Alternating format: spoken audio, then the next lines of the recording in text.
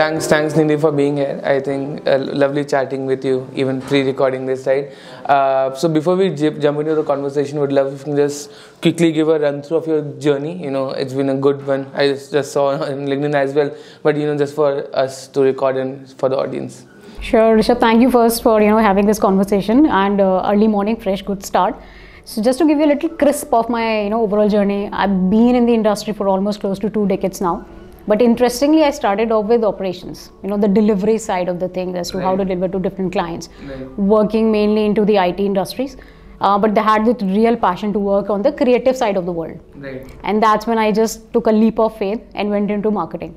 Started off something on my own, then kind of worked it for a while, did a consulting for some of the agencies in Delhi, NCR and stuff. And then I started working for brands. Like started off working with Tata Advanced Systems, then currently I'm working with Jio. So I think it's been a good, interesting mix from seeing how to kind of, put your brand out in the market, get the lead for the company, to then end delivery of your services or the product. To begin with, I'll say that that's why I try to keep my choices very, I'm not very industry centric. Because once you are into different industries, that's how you understand the nuances of that industry. Because as a marketer, if I see, I think the basic always remains the same. I mean, what is your eventual goal of marketing as a marketer.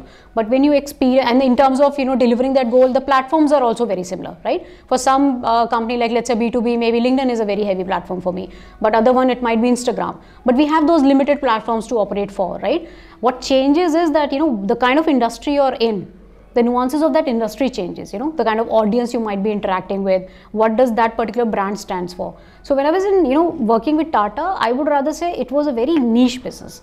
Now, so we have this perception, like you said, that, you can't be really quirky and all that stuff, but there's still enough to do in that kind of a zone. Right, you can still be very intellectual in your kind of content that you're preparing. You could be very research based. You could still make it very appealing and attracting for customers to land on your content. Right, that's what is very important, and that is what the DNA is always about. That's what I keep in my DNA as a marketer. That whatever content you're preparing, whether it's for B2B, let's say Tata, or for Jio, though I'm handling B2B here, not the B2C part of it, but even for B2C and B2B, the idea is that whatever content creation we are doing, eventually we have to understand that what is the audience currently, how are they operating. Their attention span is so low, they are flooded with information at the moment. So if you're putting up a content, it has to be very catchy, very exciting, something they really find useful enough to read. So when we were in Tata as well, our focus was that it's not that our post should look like very techno heavy or very boring with a very specific audience that only a CTO should read or a CISO should read. It's something where maybe you're from BITS Pilani, right? So as a student, it might be attractive for you. Today you are running a company. What if you want a cybersecurity in your company?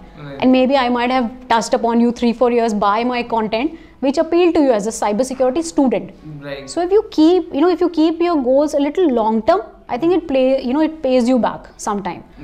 And that's the same thing we are doing here as well. Trying to, here obviously there might be a little more liberty that in terms of, kind of content we can place out.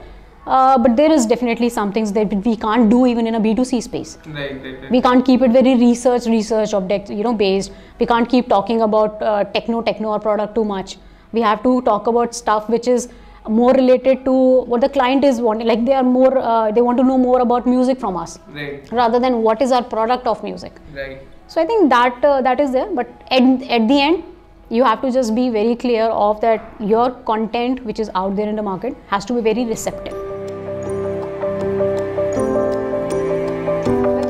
Not just for us, I think for any industry that you're in, that's where the analytics comes into picture, right? The measurements that you do. So when you are out into a market with either your product or service, and you've been there for a while, you have a good hold of the analytics, how the market is reacting to your product or the service. So when we know that, that's how we have to kind of build our strategies on. So if we know, okay, this is the kind of consumption which is happening, let's say in Delhi, and this is the kind of consumption which is maybe happening in Bihar, then what is it that we should do to increase that consumption, right? So I think that is what needs to be there, that you have to be really savvy of the analytics that you're doing. You have to use that as an intelligence tool.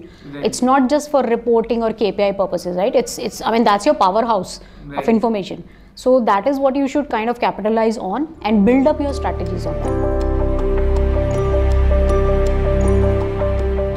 I mean, look at it from a consumer point of view, right? I mean, what we're talking about is that basically what happens is sometimes we get lost in those, standardized KPIs and, the metrics that we normally follow in marketing, that, okay, this is what I need to achieve, right? But if you look at it, if they're not aligned to the larger business goal, I think that's the key spot. That's where your compass should be. What is it that the brand is wanting to achieve, let's say in this financial year, right? In a short term and long term way. And that's how your marketing KPI should be embedded in. You can't go around honking and saying that, okay, I'll increase, let's say, your social media followers, while the brand is still establishing and they have a different objective.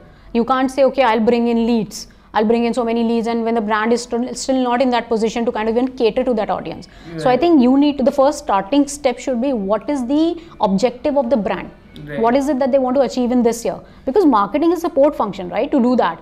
If they are in a position, like for example, the companies that I worked in, initially it was the first years we were usually in terms of establishment. So we were doing a lot of internal marketing. It's more of, product marketing, let's say, building our collateral, setting our website right, putting across that information, making sales enablement function, working more like that, enabling our sales team to have the right content to speak in the market, right? At that time, if I keep around honking saying that, no, I'll bring the leads. So I think that is something which is very important, and that's how the investment kind of plays in. Now, for example, we all know Boat, right? I mean, they did a lot of heavy investment just at the very start, but that was part of their growth strategy, and it paid off now. For a while, if they maybe don't do even advertising or some kind of marketing for a while, but they have captured the market space. Everybody knows that brand recall has happened. Because right now I think it's a very, very consumer competitive market.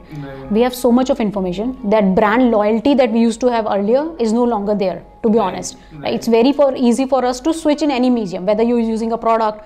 Today you're drinking this coffee, you'll be very comfortable trying out another one, which is even from a startup, let's say.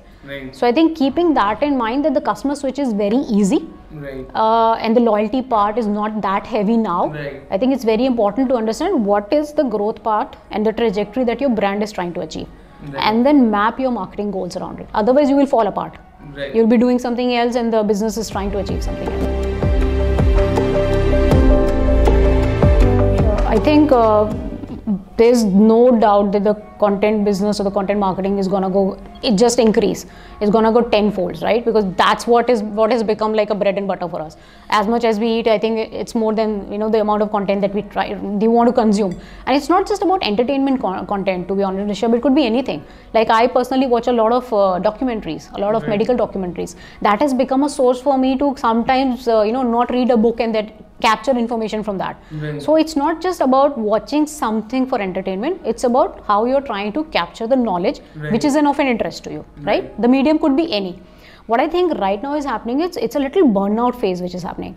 Because what is happening, every content creator is trying to run through that log part of a platform. So okay, Instagram wants me to do that, let me do that. LinkedIn wants me to do that, let me do that. But that has to somewhere, that is something which I see will become saturated, and because people will burn out. To achieve a particular number or achieve a particular goal for yourself, you will actually get burned out, because if you're trying to run after something, your creativity will start to get compromised. So I think that is something where I see a shift happening, maybe consolidation, where people will understand and realize, okay, this is what I want to do, and this is the platform me. There's one very classic mistake which I've seen a brands making a lot when they open up a website or anything. A lot of startups you will see, because I do a lot of like research whenever I'm interacting with any company or otherwise. You will end up seeing that they initially get on every platform. An old school like me will say that this is not at all something which is new.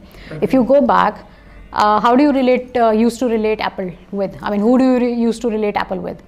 Steve Jobs, right? Traditionally, he was not even a very marketing pro person. So I think it always used to happen that we had that. Where do you relate Tata with? Ratan Tata now and all. But the only thing is, people always love to have a face associated with the brand. That obviously brings in the trust and that loyalty factor to it. What has changed over the time is the scale has increased. When initially it would be probably just the head of the company or the founder of the company and all, but now the scale has increased, because obviously the platforms have increased, the way to do it has increased. You just get on LinkedIn, start posting regularly, you become a brand by yourself. So I think when that space started to become, increase, and the scalability of that became pretty easy for people. As easy it is to build a personal brand, as difficult it is to kind of maintain it as well. but it is at least accessible to people. Right. So I think that started to work on, and then the companies realized that this is something that they can additionally capitalize on. Right. I mean, some people are doing it just for themselves as their own brand, but then a lot of companies understood the value of it, and then because if you look at companies like large organization where they have different divisions in terms of, let's say, even technology or business services, they can't maybe just have one spokesperson or the keynote person in the organization as the head, taking that over in terms of conversations and that humanification part that you're seeing. So I think then it comes into the picture where, okay, who is the business head of that company or of that area, or who is the subject matter expertise? And with new things like experimental marketing and all these coming into picture, I think people want to engage with people, and that's what I'm saying. It's not something new. It's just that initially it used to be a different way, I mean, it would be more traditional marketing, but now today it would be something which you can even do digitally. So people would like to go on live chat with you, or even just meet you somewhere and stuff like that, come on a webinar to even talk to you.